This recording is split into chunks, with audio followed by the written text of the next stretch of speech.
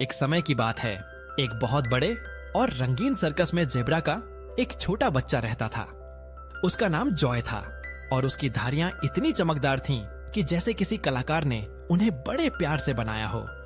Joy बहुत प्यारा था और उसकी आंखों में हमेशा एक शरारती चमक रहती थी। अपनी काली और सफेद धारियों के साथ वह हमेशा मुस्कुराता रहता था, लेकिन उसके मन में एक छोटी सी उदासी भी छिपी रहती थी। वह अभी बहुत छोटा था और उसे सर्कस के बड़े और शानदार जानवरों जैसे बलवान हाथी गजराज और दहाड़ने वाले शेर केसरी के साथ अद्भुत करतब दिखाने की अनुमति नहीं थी। सर्कस का तंबू हमेशा उत्साह और शोर से भरा रहता था। हवा में पॉपकॉर्न और मीठी कैंडी की खुशबू फैली रहती थी। जॉय हर दिन अखाड़े के किनारे बैठता और बड़े जानवरों के हैरतअंगेज करतब देखता। विशाल हाथी गजराज अपनी सूंड से ऊंचे ऊंचे खंभे उठाता और शेर केसरी आग के घेरों से छलांग लगाता। रंगीन तोते मीठी आवाज में गाने गाते और अपनी चोंच से छोटे छोटे सिक्के उठाते। जॉय उन्हें देखकर आहें भरता और सोचता, काश मेरे पास भी दिखाने के लिए कुछ खास होता। एक दिन सर्कस के चतुर और हंसमुख मालिक श्रीमान सोनूलाल ने एक नई और रोमांचक प्रस्तुति की घोषणा की, बच्चों का कार्निवल। यह सर्कस के इतिहास में पहली बार था कि सभी छोटे जानवर मंच पर अपनी प्रतिभा दिखाने वाले थे। जॉय की आंखें खुशी से चमक उठीं। वह तुरंत अपनी प्यारी माँ के पास भागा और उत्सुकता से पूछा, माँ माँ, कार्निवल में मैं क्या कर सकता हूँ? उसकी माँ ने अपने बच्चे को प्यार से सहलाया और कहा, मेरे प्यारे जॉय, तुम तो बहुत तेज दौड़ सकते हो। जब तुम दौड़ते हो तो ऐसा लगता है जैसे हवा भी तुम्हारा पीछा नहीं कर सकती, और तुम्हारी धारियां वे इतनी सुंदर और अनूठी हैं।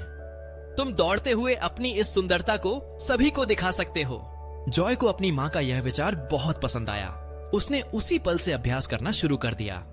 सर्कस के पीछे एक खुली जगह थी जहाँ वह हर दिन घंटों दौड़ता। वह तेजी से गोल गोल घूमता और जब वह मुड़ता तो उसकी काली और सफेद धारियां एक अद्भुत पैटर्न बनाती, जैसे कोई घूमता हुआ इंद्रधनुष हो।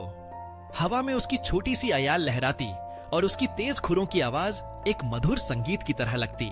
कार्निवल का वह बड़ा दिन आखिरकार आ गया। पूरा मंच रंगीन झंडों, चमकदार रोशनी और फूलों की मालाओं से सजा हुआ था। दर्शकों की भीड़ तालियां बजा रही थी और उत्साहित बच्चों की किलकारियां गूंज रही थीं। सबसे पहले मंच पर छोटे हाथी का बच्चा छोटू आया। उसने अपनी छोटी सी सूंड से एक रंगीन गेंद उठाई और उसे हवा में उछालकर बड़े ही सलीके से पकड़ा।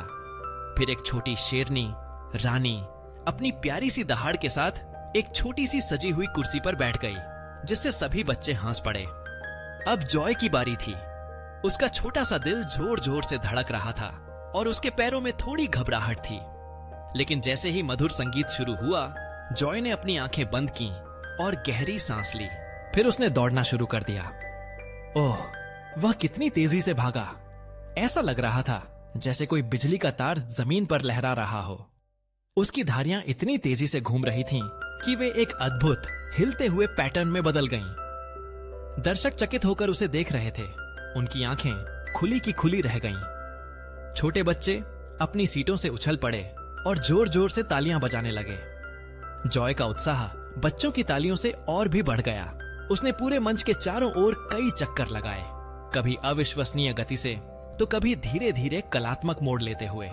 उसकी दौड़ में एक अनोखी लय थी, एक जादू था जो हर किसी को अपनी ओर खींच रहा था। उसकी सुंदर और अनूठी धारियां हर किसी को मोहित कर रही थीं। जब उसने अपनी शानदार प्रस्तुति समाप्त की तो पूरे सर्कस का तंबू तालियों की गड़गड़ाहट से गूंज उठा।